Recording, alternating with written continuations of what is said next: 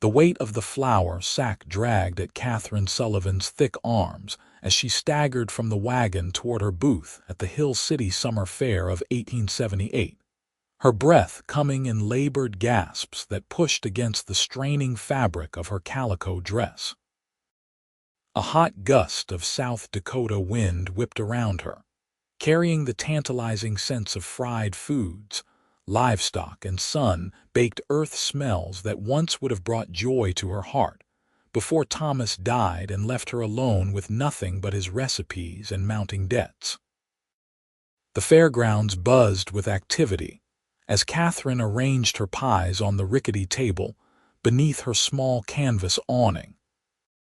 6 golden-crusted apple pies, 4 peach, 3 cherry, 2 blueberry, and her specialty 3 huckleberry pies made with berries she'd gathered herself from the hillsides beyond her small homestead. Each one represented hours of work, from gathering fruit to rolling dough with hands that ached from the effort. Each one represented hope that she might earn enough to keep the bank at bay for another month. My, look what rolled into town, came a sharp voice from behind her. Katherine didn't need to turn to know it was Prudence Wheeler, whose husband owned the general store and whose figure remained as slim as a girl's despite her 5 children. "Good morning, Prudence," Katherine replied, smoothing down her apron over her substantial middle. "Beautiful day for the fair, indeed." Prudence's eyes swept over Katherine's display before traveling up and down her figure. "Though I wonder if anyone will want to buy food from, well, someone who clearly indulges too much herself." She gave a tinkling laugh that set Katherine's teeth on edge. "No offense meant, of course." Katherine forced a smile. "None taken." The lie burned her tongue. Since Thomas's death 2 years ago, her body had become her prison, expanding with each lonely night spent finding comfort in the very recipes that had once been their livelihood when they ran the town bakery together. The bakery she'd been forced to sell to pay off Thomas's gambling debts, a vice she'd never known about until the debtors came calling after the funeral. As Prudence sashayed away, Katherine blinked back tears. It wasn't the first cruel comment she'd endured, and it wouldn't be the last. Hill City had a long memory, and folks hadn't forgotten how quickly she'd fallen from respected baker's wife to struggling widow. Her reputation had further suffered when rumors spread that Thomas hadn't simply died of a heart attack as everyone believed, but had taken his own life when his debts became overwhelming. The judging came and went. Katherine's pies received complimentary nods but no ribbons. Then came the auction, the moment of truth. Katherine clutched her hands together as the auctioneer, Elmer Jenkins, moved down the line of baked goods. Mrs. Peterson's apple cake fetched $3. The schoolteacher's cookies went for $2.50. Even young Sally Turner's misshapen bread loaf garnered 75 cents and appreciative chuckles. Then came Katherine's table. "Next up, we have Mrs. Sullivan's pies," announced Elmer, but his voice lacked enthusiasm. "Who'll start the bidding at 50 cents? Silence fell. Katherine felt every eye in the crowd upon her, some pitying, some amused, some deliberately looking away. Heat climbed her neck and bloomed in her cheeks. "Folks, these are fine pies made by the same hands that once baked for the whole town," Elmer tried again. 40 cents, still nothing. The silence stretched, becoming unbearable. 30 cents. Elmer's voice had dropped to nearly a whisper. Katherine stared at the ground, wishing it would open and swallow her whole. This was worse than she'd imagined. Not a single bid, not even out of pity. "I'll take them all." The deep voice cut through the awkward silence like a knife. Heads turned, Katherine's included, to see who had spoken.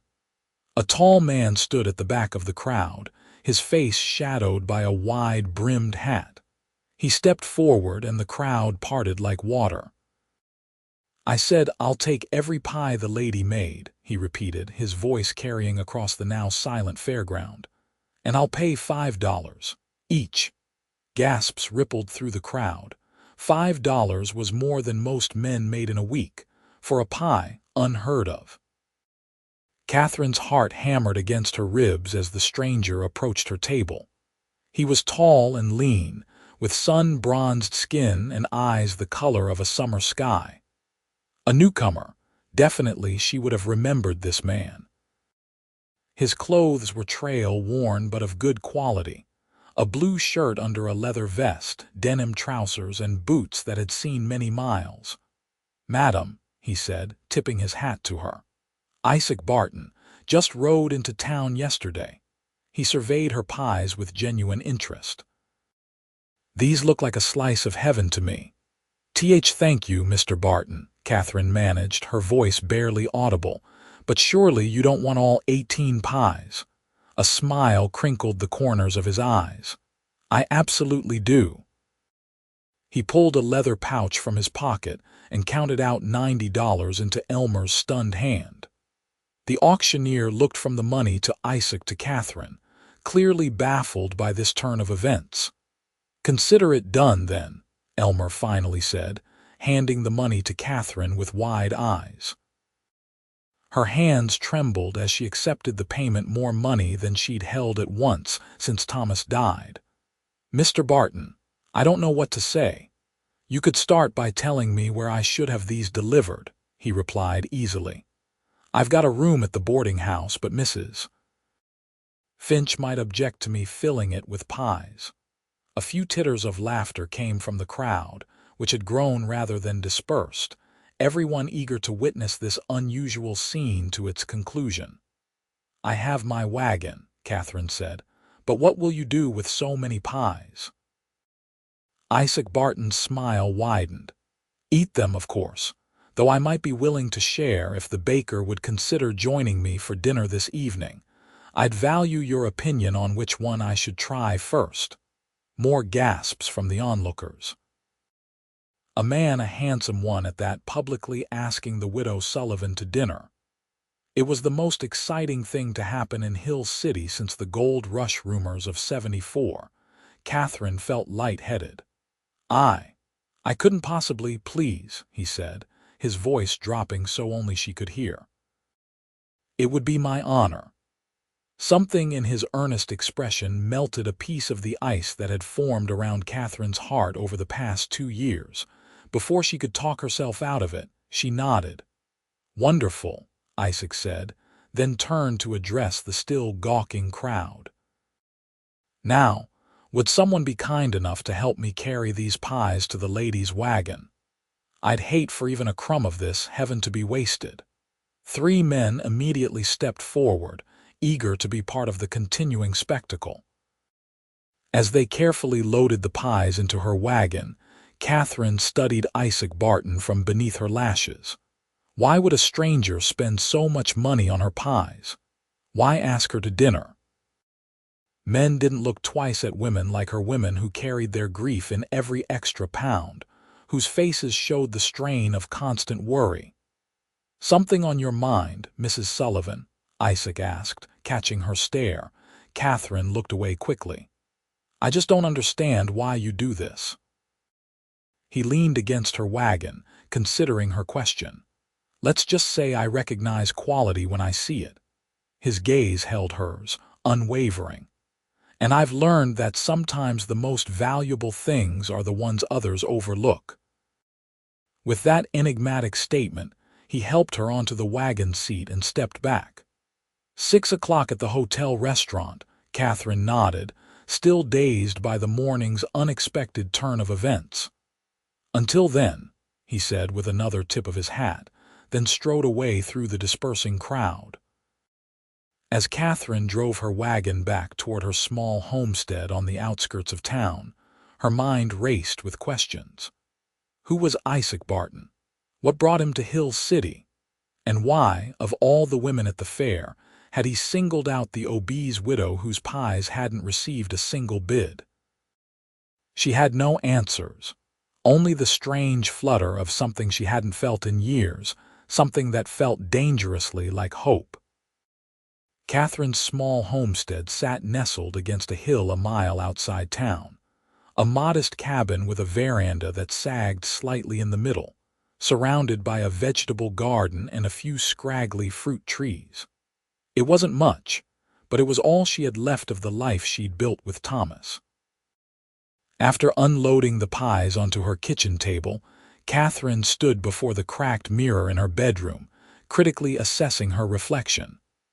Her once pretty face was now round, her chin doubled, her blue eyes almost lost in the fullness of her cheeks. Her chestnut hair, pulled back in a severe bun, showed strands of premature gray. At 32, she looked a decade older.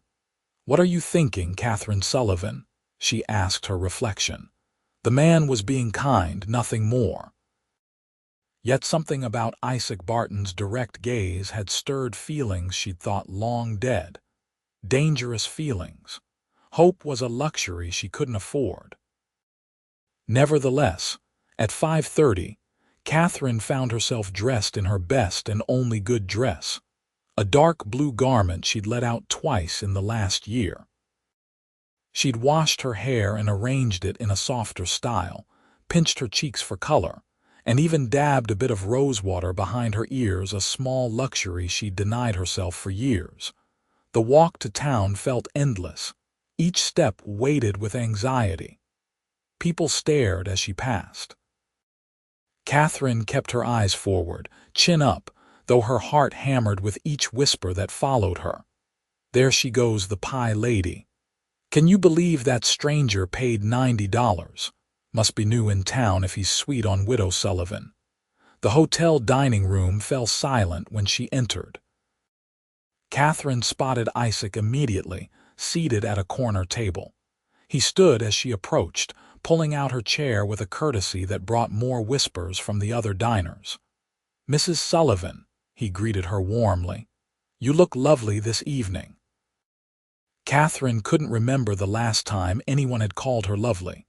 She mumbled a thank you as she carefully lowered herself into the chair, praying it would hold her weight. "I took the liberty of having one of your huckleberry pies brought over for dessert," Isaac said, his eyes twinkling. The hotel cook seemed quite put out by the arrangement, but I insisted. Katherine found herself smiling despite her nervousness. "Mrs. Hargrove has always been particular about her kitchen. I'm surprised she allowed it.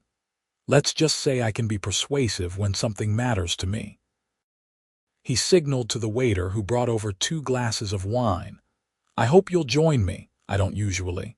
Katherine began, then stopped herself. Why not?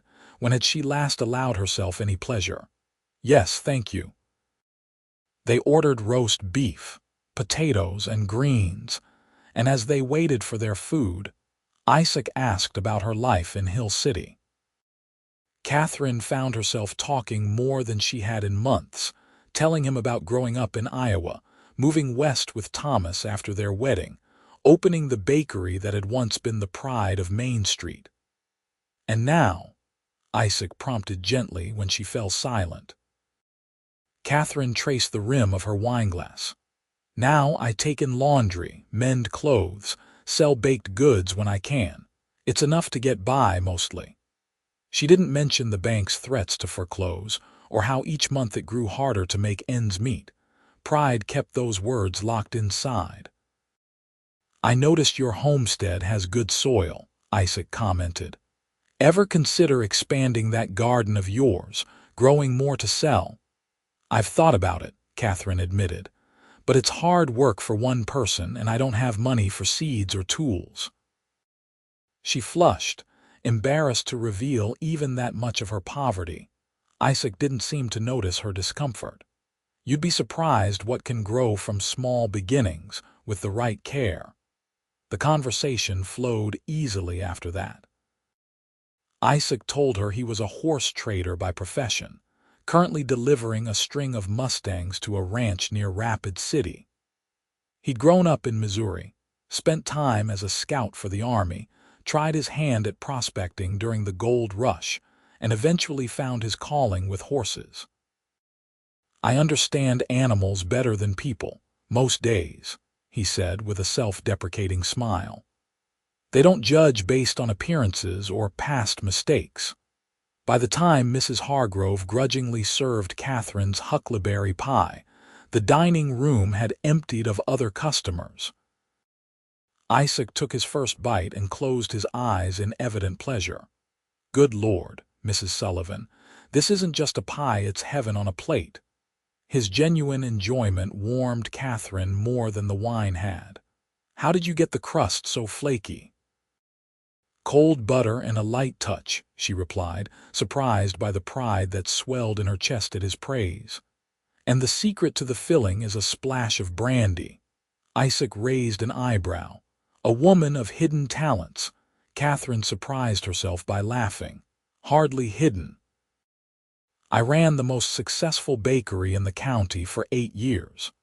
And you could again," Isaac said, his expression turning serious.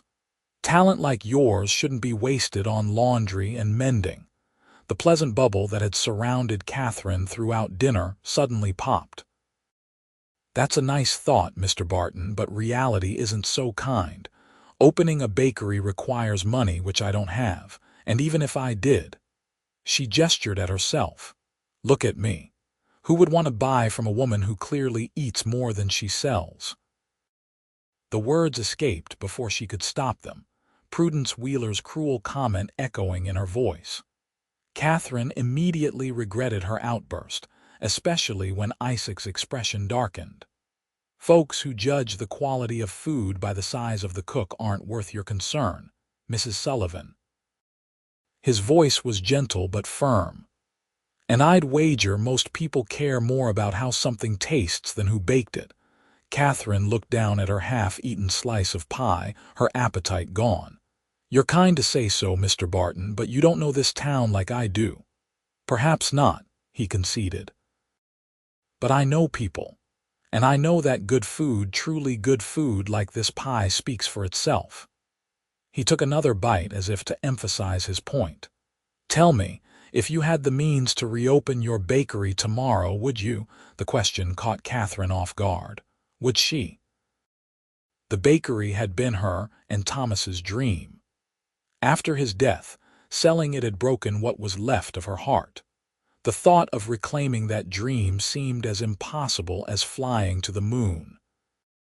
Yet sitting here with someone who genuinely appreciated her baking, Catherine felt a flicker of her old passion stir to life. "Yes," she said softly. "Yes, I would." Isaac smiled, a warm, genuine smile that crinkled the corners of his eyes. "Then that's a start." He insisted on walking her home despite her protests that it was unnecessary. The evening air was cool, stars beginning to dust the darkening sky as they made their way out of town. "I've embarrassed you," Isaac said after they'd walked in silence for several minutes. "That wasn't my intention." Catherine shook her head. "You haven't, it's just been a long time since anyone has." "Seen you," he supplied when she trailed off. "Yes." The simple truth of his words brought a lump to her throat. "Or at least seen beyond." She gestured vaguely at herself. They had reached her gate.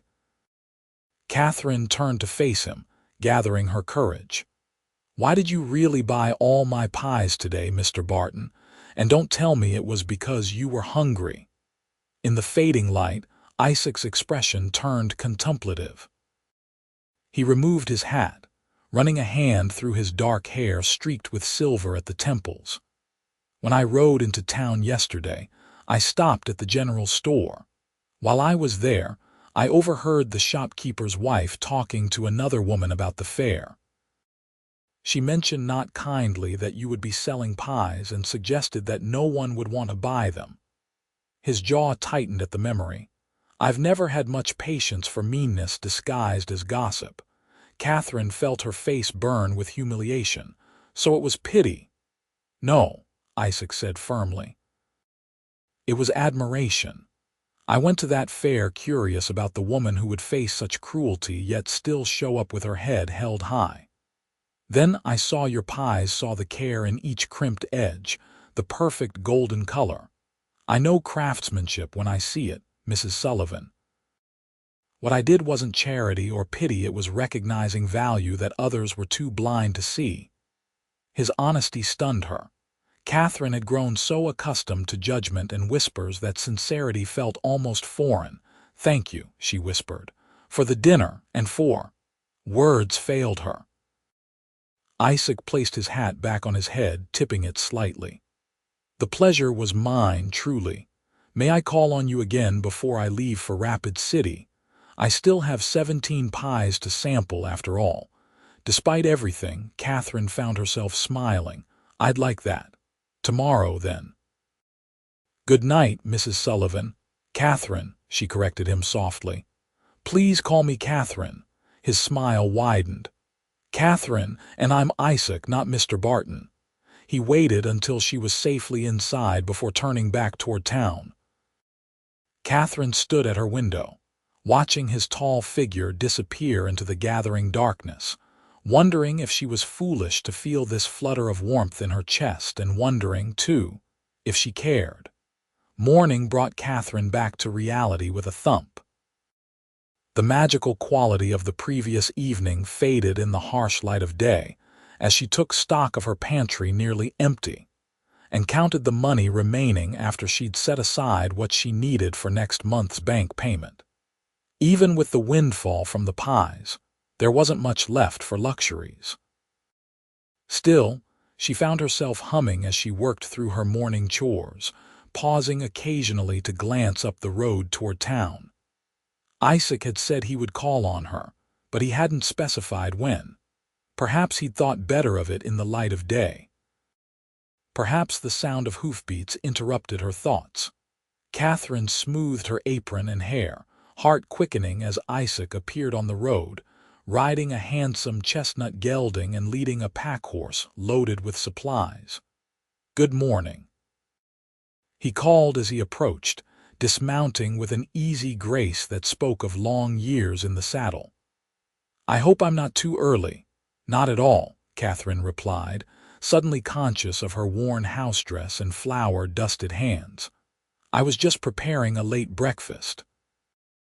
Isaac tied his horses to the porch rail. "Perfect timing, then. I come bearing gifts." He began unloading parcels from the pack-horse.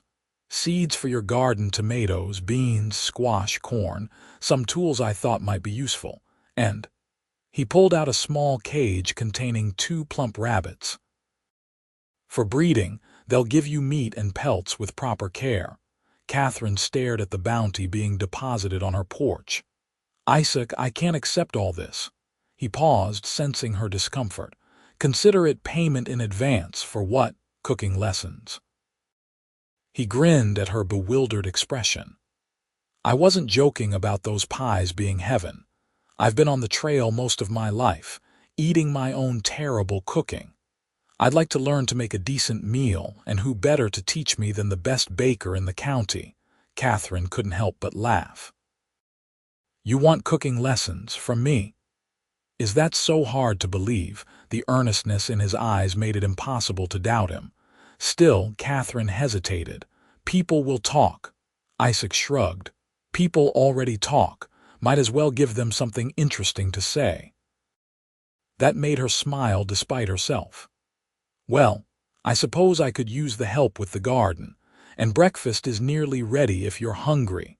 "Starving," Isaac admitted, following her inside.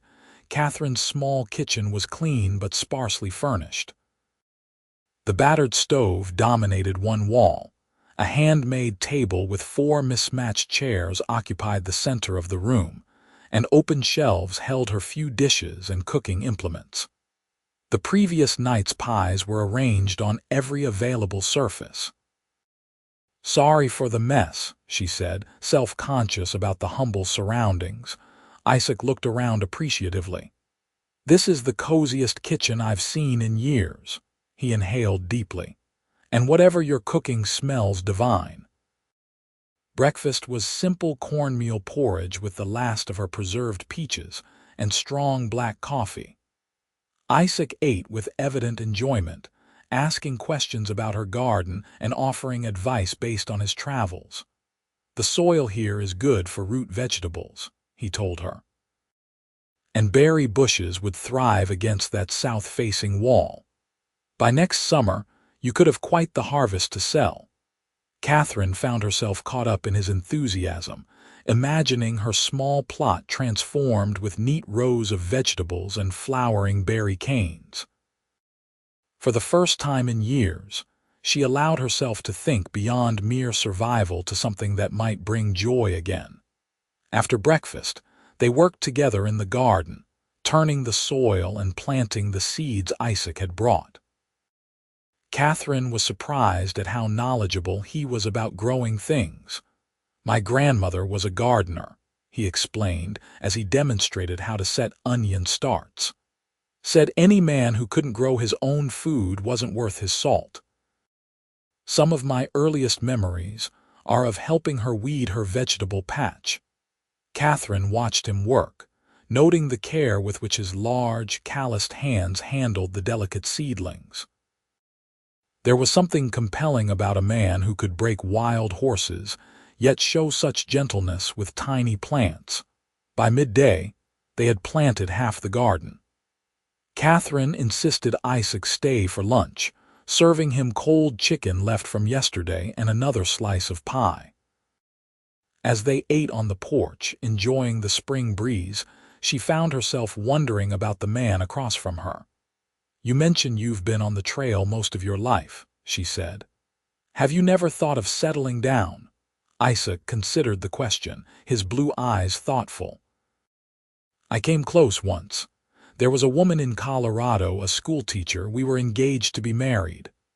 "What happened?" Katherine asked, then flushed. "I'm sorry, that's too personal." "No, it's fine." Isaac set down his fork. "She died. Influenza swept through the town during a harsh winter. By the time I returned from a horse-selling trip to Kansas, she was gone, along with a third of the town." "I'm so sorry," Katherine said softly, thinking of her own loss. "How long ago?" 8 years this coming December." He gave a small, sad smile. "After that, it seemed easier to keep moving. No roots to put down, no connections to break my heart when they're severed." The simple honesty of his words resonated deeply with Katherine. Hadn't she done the same in her way? Not by moving from place to place, but by retreating into herself, hiding behind her increasing size, making herself invisible to avoid more pain. "And now," she asked, "do you still feel that way?" Isaac's gaze met hers, steady and searching. "I'm beginning to wonder if I've been running from the wrong things." The air between them seemed to thicken with unspoken possibilities. Katherine looked away first, flustered by the intensity in his eyes and the answering flutter in her own heart. "Well," she said briskly, rising to clear their plates, "if you're serious about cooking lessons, we should start with something simple. How do you feel about biscuits?" Isaac's sudden grin lightened the moment. "I feel that I've ruined more batches of biscuits than any man has a right to. They always end up like rocks." "Then biscuits it is." Katherine led the way back to the kitchen, grateful for the distraction of teaching. The afternoon passed pleasantly as Katherine guided Isaac through the process of making proper biscuits. He was an eager student, if somewhat clumsy with the rolling pin. His first batch came out lopsided but surprisingly tender. "The secret is not to overwork the dough," Katherine explained as they sampled the warm results with butter and honey. "Gentle hands make light biscuits." "I'll remember that," Isaac said, looking at her with such warmth that Katherine felt herself blushing again. As the sun began to lower in the sky, Isaac reluctantly said he should return to town. "I've imposed on your hospitality long enough." "It wasn't an imposition," Katherine assured him. "I've enjoyed the company and the help with the garden." "Then may I return tomorrow?" Isaac asked. "There's still half a garden to plant, and I haven't even begun to learn your pie-making secrets." Katherine hesitated only briefly. "Yes, I'd like that." After he left, Katherine found herself moving about her small home with a lightness she hadn't felt in years. She knew she was being foolish. Isaac was passing through, nothing more. In a week or two, he'd deliver his horses and move on to the next town, the next job. Men like him didn't put down roots, especially not for women like her. Yet as she prepared for bed that night, Katherine allowed herself to imagine, just for a moment, what it might be like if he stayed. If the warmth in his eyes when he looked at her meant what a small, hopeful part of her heart wanted it to mean. "Don't be ridiculous," she told her reflection as she brushed her hair. "He's being kind, that's all. Remember who you are, Katherine Sullivan. Remember what you are." But as she drifted off to sleep, it was Isaac's smile she saw, and for the first time in 2 years her dreams were sweet rather than sad. The next few days fell into a pattern that came to feel almost natural. Isaac would arrive mid-morning, and they would work together in the garden until the heat of the day drove them inside. Katherine would then teach him some aspect of cooking or baking, and they would share whatever they created for lunch. In the afternoons, Isaac helped with repairs around the homestead, fixing the sagging porch, mending the leaky roof, reinforcing the chicken coop. Work that would have taken Katherine weeks to accomplish alone was completed in days under his capable hands. Throughout it all, they talked. Isaac told stories of his travels, wild horse hunts in Nevada, cattle drives in Texas, mountain winters in Colorado. Katherine shared memories of her childhood in Iowa, her courtship with Thomas, their early years running the bakery together. She found herself telling Isaac things she'd never spoken aloud to anyone, how Thomas had changed after they lost their baby boy to fever, how he'd begun drinking and gambling, how she'd been blind to his growing debts until it was too late. The worst part wasn't losing the bakery, she confessed as they sat on the porch one evening, watching the sunset. It was discovering how little I really knew the man I'd been married to for 10 years. Isaac listened without judgment, his face solemn in the golden light. "Grief changes people," he said finally. "Sometimes in ways we can't predict or understand." "Is that what happened to you?" Katherine asked. "After your fiancé died." He was quiet for a long moment. "I think I was afraid," he admitted finally. "Afraid to care that deeply again, knowing what it feels like when it's ripped away." His gaze found hers, questioning. "Is that why you hide behind my size?" Katherine finished for him, surprising herself with her boldness. "Partly, I suppose. Food was comfort when nothing else was." And then, she gestured at her substantial figure. This became another kind of protection. No one looks twice at the fat widow. No one expects anything from her. It's safer that way. "Safer, maybe," Isaac said gently. "But is it living?" The question hung between them, unanswered but resonating with truth that made Katherine's chest ache. By the 5th day, rumors were flying through Hill City. Katherine heard them when she went into town for supplies, whispers that she'd bewitched the handsome horse trader, that she was desperate for a husband, that Isaac Barton must be after her land or using her to hide from the law. "Don't let it trouble you," Isaac said when he found her quiet and withdrawn upon his return from checking on his horses in town. "Small towns run on gossip like engines run on coal." "It's not me I'm worried about," Katherine replied. "My reputation was in tatters long before you arrived." "But you don't deserve to be tied to such talk." Isaac's expression hardened. "I've never much cared what others think of me, Katherine, and I'd appreciate if you wouldn't decide on my behalf what I do or don't deserve."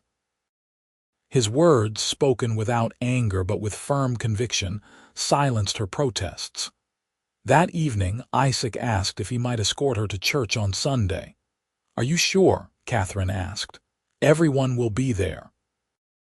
"Exactly," Isaac said with a glint in his eye that was half mischief, half determination. Best way to face gossip is head-on, in my experience. Sunday morning dawned clear and warm. Katherine dressed with particular care in her church dress of deep green, freshly laundered and pressed. When Isaac arrived, he was similarly spruced up, clean-shaven, hair neatly combed, wearing a black suit that transformed him from rugged horseman to distinguished gentleman. "You look beautiful," he told her sincerely, offering his arm. Katherine, who had been bracing herself for the ordeal ahead, felt a surge of courage at his words. "So do you," she replied, then laughed at his mock offended expression. "Handsome, I mean." The small whitewashed church was packed when they arrived. A ripple of whispers followed their progress up the aisle to an empty pew near the front. Katherine kept her eyes forward, chin high, though her heart hammered painfully against her ribs. Isaac, seemingly oblivious to the stares, helped her to her seat with perfect courtesy before settling beside her, his shoulder a reassuring presence against hers. Throughout the service, Katherine was acutely aware of the glances thrown their way, but Isaac's steady presence made them easier to bear. When the service ended, Isaac kept her hand tucked in the crook of his arm as they made their way outside. Several townspeople approached, curiosity overcoming their reserve. "Mr. Barton," said Mayor Blackwell, extending his hand, "I understand you're in the horse trade. Passing through, are you?" "That was my original intention," Isaac replied pleasantly, shaking the offered hand. "But I find myself increasingly drawn to the charms of Hill City." His gaze slid to Katherine, warm with admiration that couldn't be mistaken for anything but genuine interest. The mayor's eyebrows rose, but before he could respond, Prudence Wheeler pushed her way forward, her husband trailing behind her. "Mrs. Sullivan," she said with false sweetness, "how? Unexpected to see you in church. It's been months, hasn't it?" Katherine felt her face flush. It was true, after too many Sundays of sidelong glances and whispered comments, she'd stopped attending services regularly. "Mrs. Sullivan has been kind enough to help me improve my deplorable cooking skills," Isaac interjected smoothly. "I've been taking up most of her free time, I'm afraid." "The blame for her absence is entirely mine." Prudence's smile thinned. "How charitable of her, though I wonder what Mrs. Sullivan could possibly teach anyone about self-restraint when it comes to food." A deadly silence fell. Katherine felt as though she'd been slapped. Beside her, Isaac stiffened, but before he could speak, another voice rang out. "That's quite enough, Prudence." Elderly Mrs. Finch, owner of the boarding house and longtime resident of Hill City, stepped forward with surprising vigor for her 80 years. "I recall when you first came to town as a bride, you couldn't boil water without burning it. If not for Katherine Sullivan's patience in teaching you the basics of cooking, your poor husband would have starved those first months." Prudence's face mottled with anger. "That's hardly. And as for restraint," Mrs. Finch continued relentlessly, "I seem to recall you showing precious little of it when Jacob Wheeler was still courting you. The whole town remembers you two being caught in the livery stable by old Mr. Jenkins. Had to move your wedding up by 2 months, as I recollect." Gasps and hastily smothered laughter rippled through the gathered crowd. Prudence's face went from red to white. She grabbed her husband's arm and practically dragged him away without another word. "Mrs." Finch turned to Katherine with a wink. "Some folks have short memories when it suits them." She patted Katherine's arm. "You look well, dear. Been too long since we've seen you in town." With that, the awkward moment broke. Other townspeople came forward to greet them, some out of genuine friendliness, others from curiosity, but the open hostility had been checked by Mrs. Finch's intervention. As they walked home afterward, Katherine found herself laughing about the encounter. "Did you see Prudence's face when Mrs.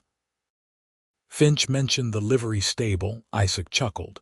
I thought she might faint dead away, that Mrs. Finch is a formidable ally. She was always kind to me, even after.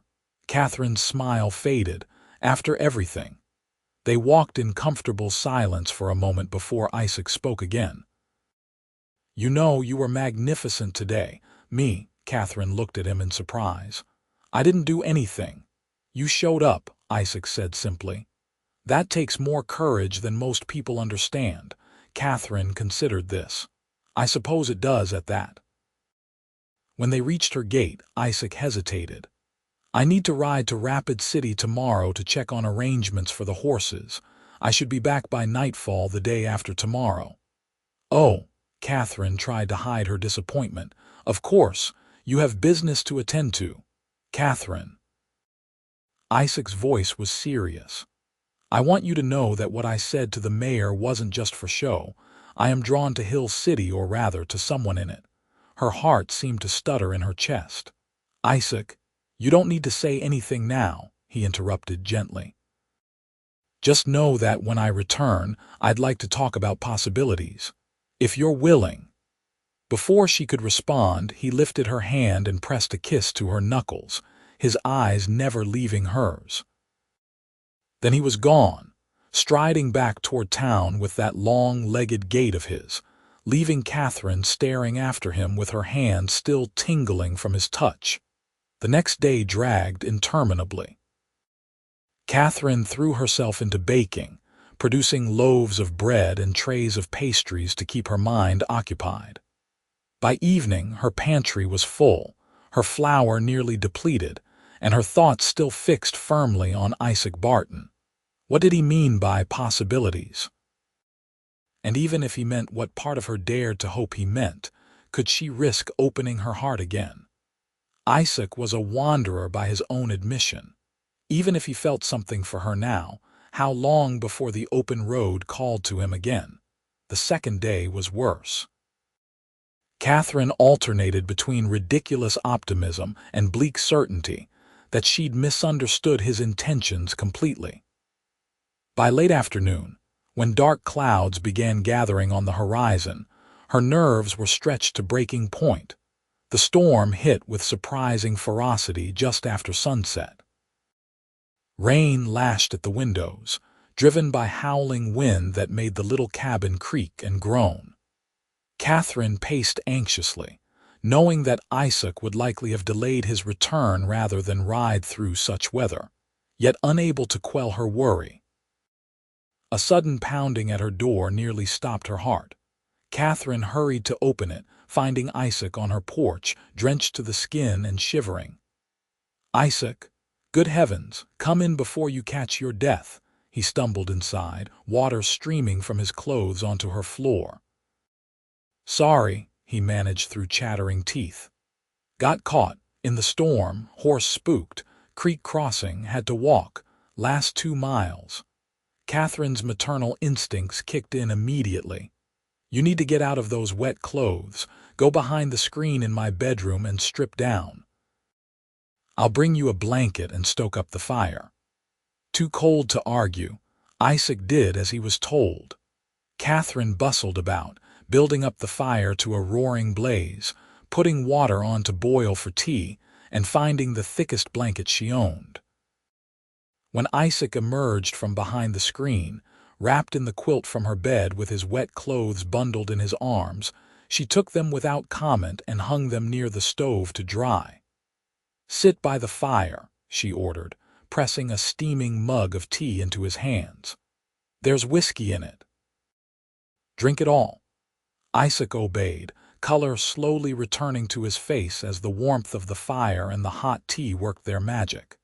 Catherine hovered anxiously, bringing him a bowl of stew she'd made that morning and more tea until his shivering subsided. Thank you, he said finally.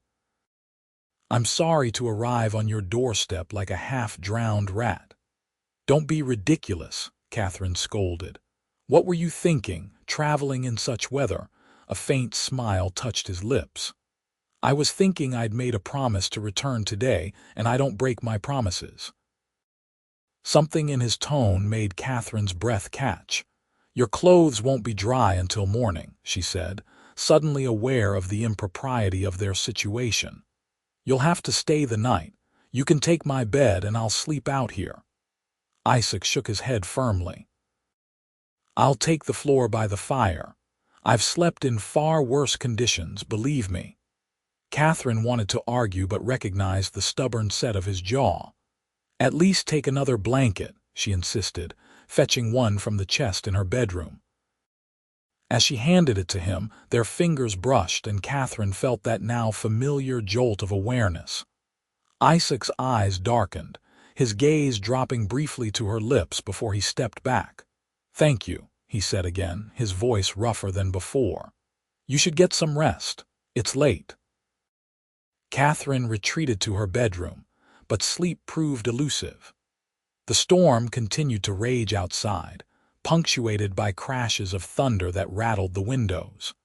Her thoughts were no less turbulent, circling endlessly around the man sleeping just beyond her door. Why had he risked the dangerous journey back tonight? What were the possibilities he wanted to discuss? And why, after 2 years of carefully guarding her heart, was she so ready to hand it over to a man she'd known barely a week?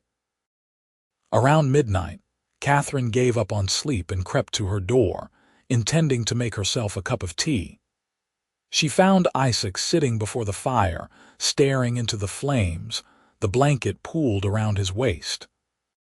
In the firelight, she could see scars marking his torso, a long one across his ribs, another on his shoulder that looked like an old bullet wound. He must have sensed her presence, for he turned, unsurprised to find her watching him. "Can't sleep," Katherine shook her head. "The thunder." "Come sit," he invited, patting the floor beside him. "The fire's nice." She hesitated only briefly before joining him, careful to maintain a respectable distance between them. For several minutes they sat in companionable silence, watching the flames dance. "I spoke with the ranch owner in Rapid City," Isaac said finally. "The deal for the horses is complete. I deliver them next week and then—" He looked at her, his expression unreadable in the flickering light. "And then I'm a free man with no pressing obligations." Katherine's heart quickened. "What will you do?" "That depends." Isaac shifted to face her more directly. "Katherine, I need to ask you something, and I need you to be completely honest with me." She nodded, suddenly nervous. "Are you still in love with your husband?" The question was so unexpected that Katherine blinked in confusion. "Thomas." "No, she stopped, considering the question with the seriousness it deserved. "I loved the man I thought he was. I mourned him deeply.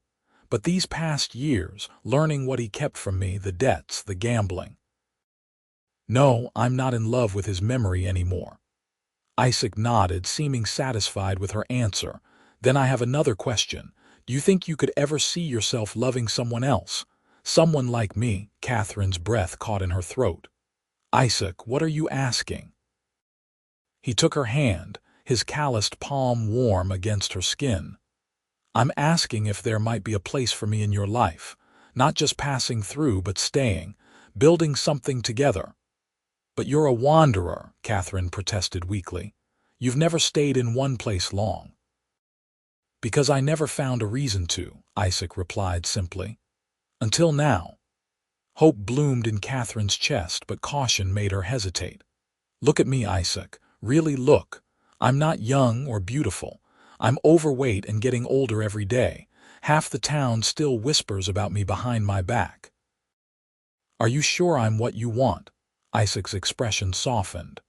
"Katherine Sullivan, in the past week I've seen your kindness, your resilience, your talent, your humor. I've watched you face down gossips with dignity.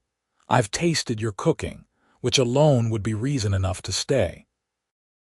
This last was said with a teasing smile that made Katherine's heart flip. "But most of all, I've seen a woman who makes me feel like I've finally found a home after years of wandering." He reached up to touch her cheek, his fingers gentle against her skin. "So yes, I'm very sure about what I want." The question is, what do you want? Katherine looked into his eyes, searching for any hint of insincerity or pity, but found only warmth and genuine affection. For the first time in years, she allowed herself to acknowledge the longing in her own heart, not just for companionship, but for love, for touch, for a future filled with something more than mere survival. "I want to believe this is real," she whispered. "I want to trust that you won't wake up one morning and regret choosing the fat widow over the open road." "Then let me prove it to you," Isaac said. "Not with words, but with time. Let me stay in Hill City, court you properly. If after a few months you're still unsure, I'll accept your decision." "But Katherine," his voice dropped lower, his gaze intense, "I think we could build something good together, something that would make us both happy." The sincerity in his voice broke down the last of Katherine's resistance. "Yes," she said softly, "I'd like that." Isaac's smile was like the sun breaking through clouds. Slowly, giving her every chance to pull away, he leaned forward and brushed his lips against hers in a kiss so gentle it brought tears to her eyes. When he pulled back, Katherine saw her own wonder reflected in his face. "I've wanted to do that since the day I saw you at the fair," he admitted. Katherine couldn't help but laugh. "When I was red-faced and mortified. When you stood tall despite everyone's cruelty and kept your dignity intact." Isaac kissed her again, more firmly this time. "You were the strongest person there, Katherine Sullivan, and the most beautiful." As the storm raged outside and the fire burned low, they talked until dawn, planning and dreaming together. Isaac would deliver his horses to Rapid City, then return to Hill City permanently. He'd use part of his payment to help Katherine expand her garden and start selling baked goods from her home while they saved to reopen a proper bakery in town. "We'll call it Heaven's Pies," Isaac suggested with a twinkle in his eye, "since that's what first brought us together."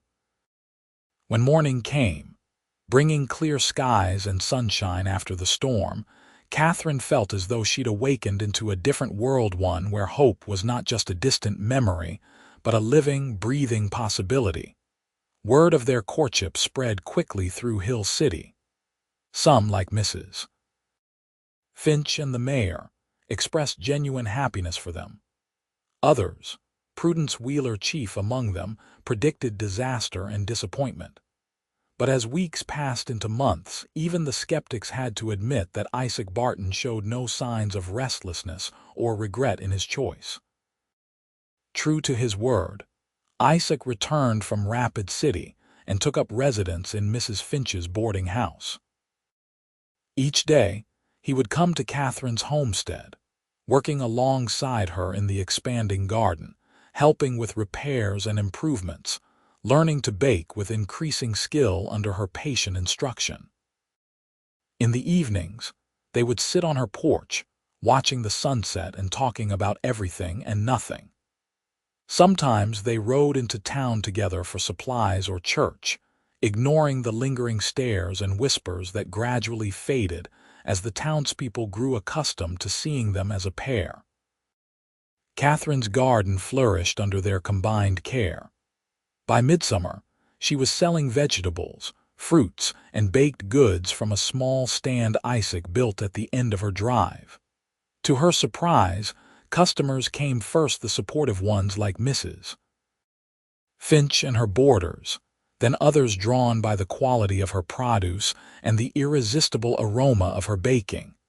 As her business grew, so did Katherine's confidence. She began to hold her head higher, to laugh more freely, to care less about the opinions of people like Prudence Wheeler. And though her figure remained substantial, she found herself making small changes, walking more, eating more of the fresh vegetables from her garden, finding joy in movement rather than punishment. Isaac noticed, but never commented directly, understanding that such changes had to come from within. Instead, he continued to look at her with admiration and desire that left no doubt of his feelings. Their first real disagreement came in late August, when Isaac proposed marriage. "It's too soon," Katherine protested as they sat on her porch after dinner. "We've only known each other 4 months." "Long enough to know what I want," Isaac countered. "Unless you're still uncertain," Katherine sighed, trying to articulate her fears. "It's not that, it's—" "Isaac, are you sure you want to tie yourself to me, to this place? What if the wanderlust returns?" Isaac took her hands in his. "Katherine, I've traveled enough for 3 lifetimes. What I want now is a home, a wife, perhaps even children someday, if that's something you might want too." The mention of children caught Katherine off guard. "I'm 32, she said carefully, "and after losing the baby all those years ago. The doctor said there might be complications if I tried again." "There are many ways to make a family," Isaac said gently. "We could adopt, or be content with just the 2 of us. All I know is that I love you, Katherine Sullivan, and I want to build a life with you, whatever shape that takes." It was the first time he'd said the words so directly. Katherine's eyes filled with tears as she realized she'd been waiting to hear them, needing that final confirmation that this wasn't just companionship or convenience for him, but love. "I love you too," she whispered. "And yes, I'll marry you. But let's wait until spring. Give the town and us a little more time to be sure." Isaac agreed, sealing their engagement with a kiss that promised patience but also passion that made Katherine blush to her roots. As autumn painted the hills around Hill City in shades of gold and crimson, Katherine and Isaac continued to work toward their shared dreams. With the profits from her summer sales and Isaac's careful management, they were able to make a substantial payment against Katherine's mortgage, easing the pressure from the bank. They also began to look at available properties in town, searching for the perfect location for their future bakery. After considering several options, they settled on a small storefront just off Main Street, not as prominent as Katherine's original bakery had been, but with good foot traffic and, most importantly, affordable. "We can expand later, when business takes off," Isaac assured her. "And it will once people taste your pies," Katherine smiled at his confidence. "Our pies," she corrected. "You've become quite the baker yourself." It was true. Under her tutelage, Isaac had developed into a skilled cook, his large hands surprisingly deft at crimping pie crusts and kneading bread dough. They worked well together in the kitchen, moving around each other with the easy familiarity of longtime partners. As winter descended on the Black Hills, bringing snow that blanketed the landscape in pristine white, Katherine found herself busier than she'd been in years. Between preparing for the holidays, planning for the spring opening of the bakery, and continuing her small business from home, there were barely enough hours in the day, yet she had never been happier. The grief and isolation that had defined her existence after Thomas's death seemed like a distant memory, replaced by purpose and partnership that filled her days with joy. Christmas that year was particularly special. Instead of spending it alone as she had the previous 2 years, Katherine found herself hosting a small gathering at her home.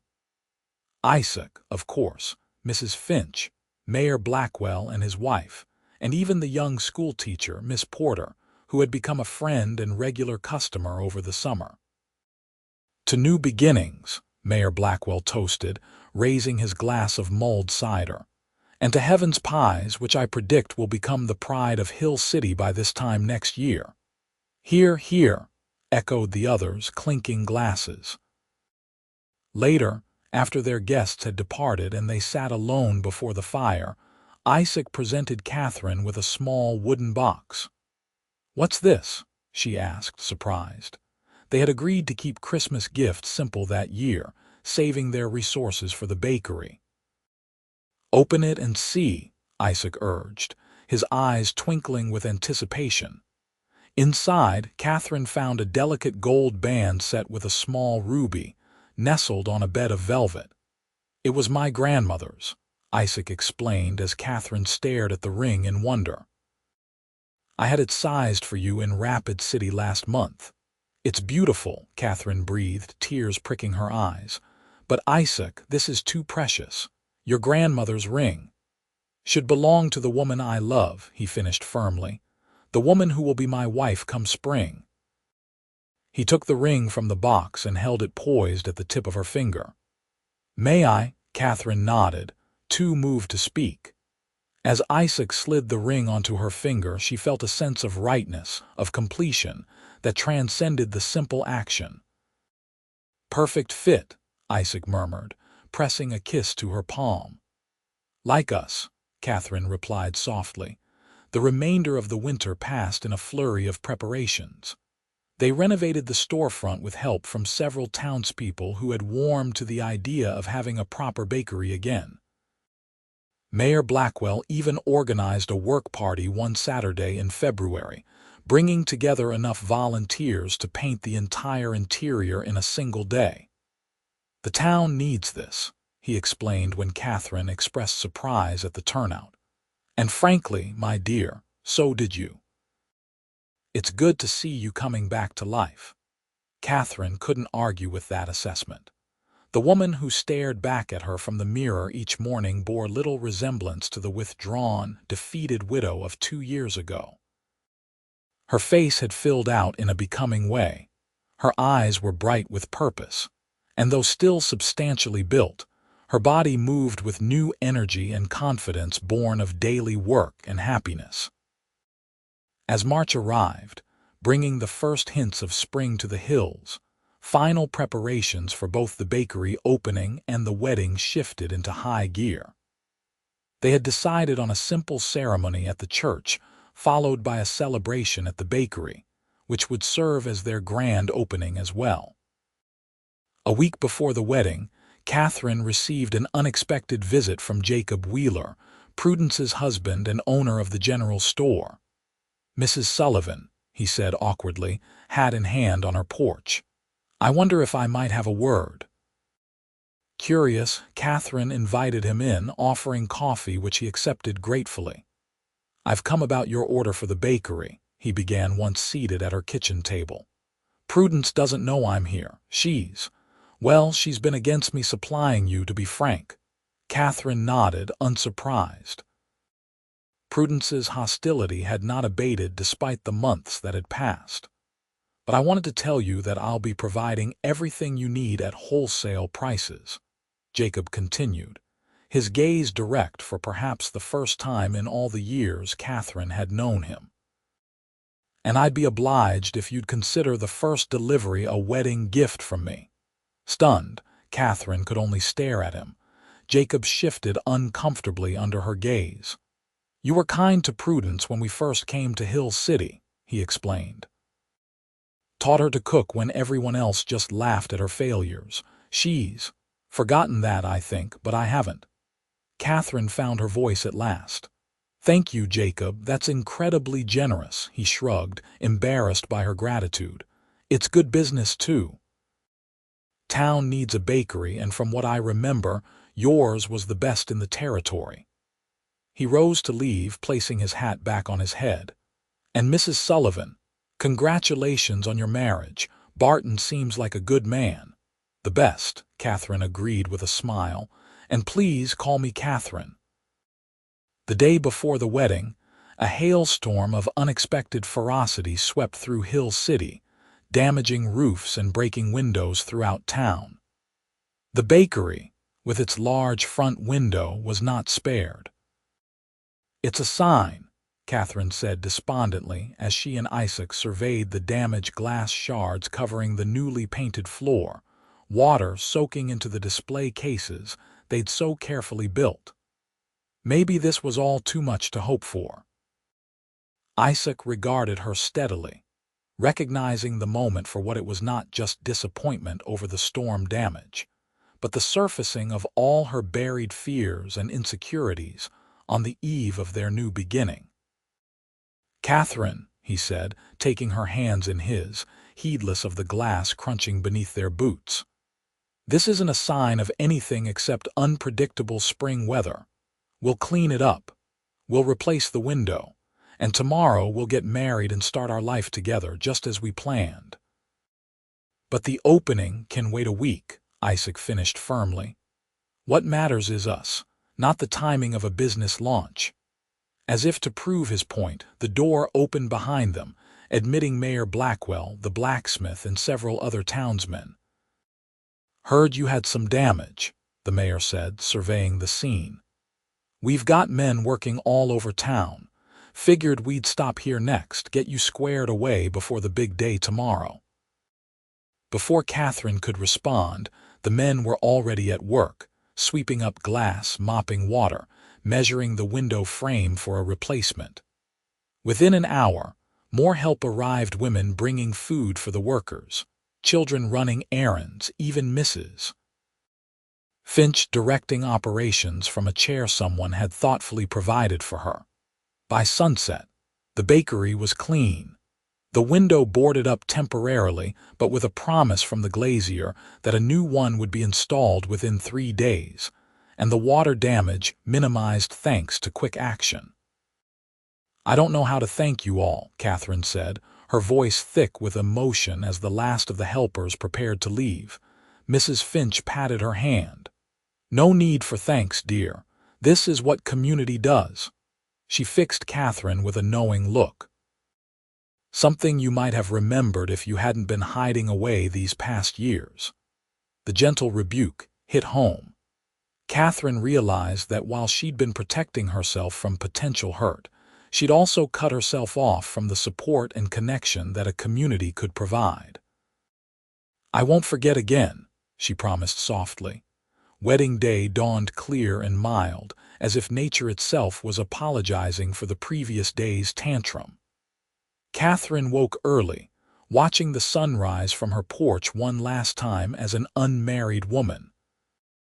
That evening, she would return here with Isaac as his wife, to begin their life together in the home that had once felt like her prison, but now represented the foundation of their future. Mrs. Finch and Miss Porter arrived mid-morning to help her prepare, bringing with them a stunning surprise, a new dress in deep blue silk, made to Katherine's measurements without her knowledge. "Isaac commissioned it months ago," Mrs. Finch explained as Katherine ran wondering hands over the luxurious fabric. "Had it made in Rapid City by the French seamstress there. We've been hiding it at my boarding house." The dress fit perfectly, the rich color bringing out the blue of Katherine's eyes and complementing her chestnut hair, which Miss Porter arranged in an elegant style, adorned with small white flowers from Katherine's greenhouse. "You look absolutely beautiful," the young teacher declared as Katherine examined her reflection in the mirror. "Isaac won't be able to take his eyes off you." For once, Katherine had to agree. The woman in the mirror was beautiful not despite her size, but because of the confidence and joy that radiated from her. This was not the same woman who had stood humiliated at the fair nearly a year ago as her pies went unsold. This was a woman who knew her worth, who had found love, who was ready to begin again. The small church was filled to capacity when Katherine arrived, escorted by Mayor Blackwell, who had offered to give her away. Music from the pump organ swelled as the doors opened, and Katherine's gaze immediately found Isaac, standing tall and handsome at the altar. His face, when he saw her, was everything Katherine could have hoped for: wonder, admiration, and a love so naked in its intensity that she felt it like a physical touch across the space between them. The ceremony itself passed in a blur of emotion. Katherine would later remember fragments: the warmth of Isaac's hands holding hers, the sincerity in his voice as he repeated his vows, the unexpected tears that sprang to her eyes when he slid the simple gold band onto her finger to join her engagement ring. "I now pronounce you husband and wife," the minister declared at last. "You may kiss your bride." Isaac's kiss was gentle but thorough, a promise of passion tempered by the public setting, when they turned to face the congregation as Mr. and Mrs. Barton for the first time. The applause was thunderous. The reception at the bakery, despite the boarded window and delayed opening, was a resounding success. Katherine and Isaac had worked through the night baking pies, bread, and pastries for their guests, and the praise was unanimous. Heaven's pies would indeed become the pride of Hill City. Even Prudence Wheeler made an appearance, her congratulations stiff but seemingly genuine. "The dress is very becoming," she said, eyeing Katherine with what might have been reluctant admiration. "Marriage obviously agrees with you already." Coming from Prudence, it was practically effusive. Katherine accepted the olive branch with grace. "Thank you, Prudence. And thank Jacob again for his generosity. It means a great deal to us." As the celebration wound down, Isaac found Katherine serving the last slices of wedding cake to a group of children.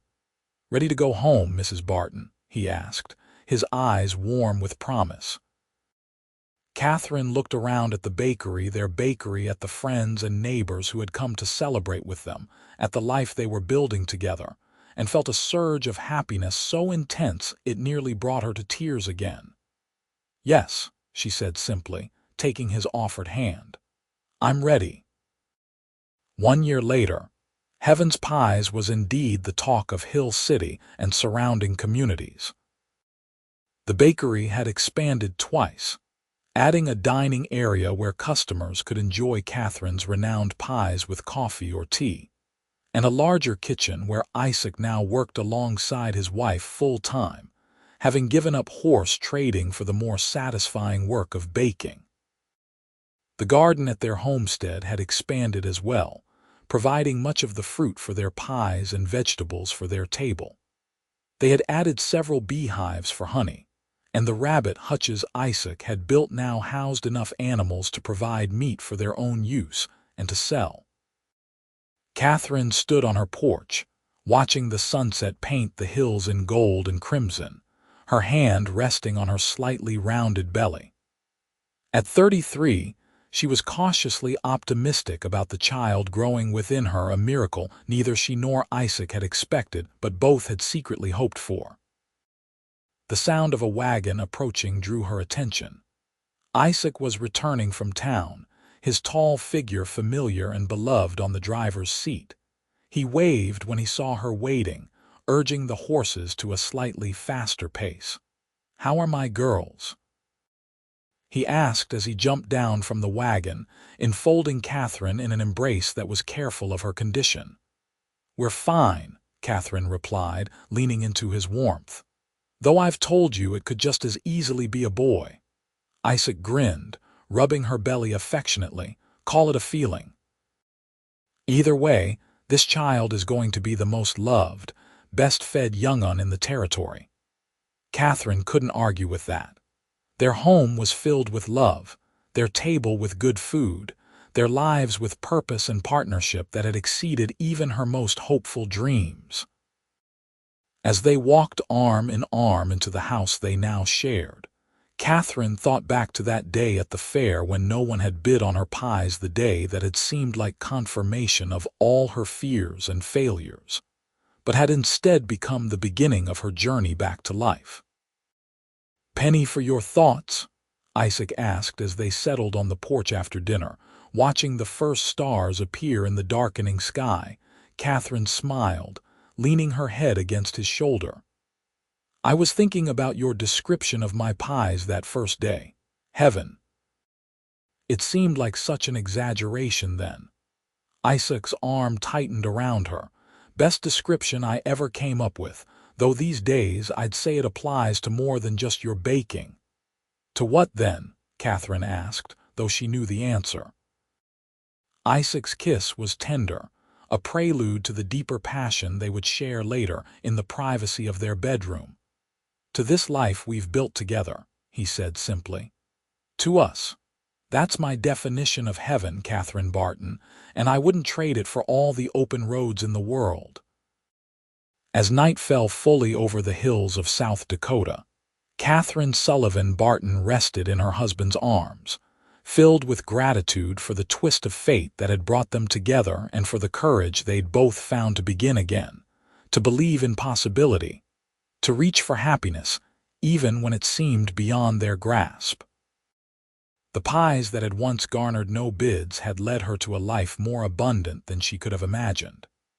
It wasn't a perfect life. There were still challenges, still difficult days, still the occasional unkind word or skeptical glance. But it was a life rich with love, purpose, and the sweet knowledge that sometimes, when you least expect it, heaven comes within reach.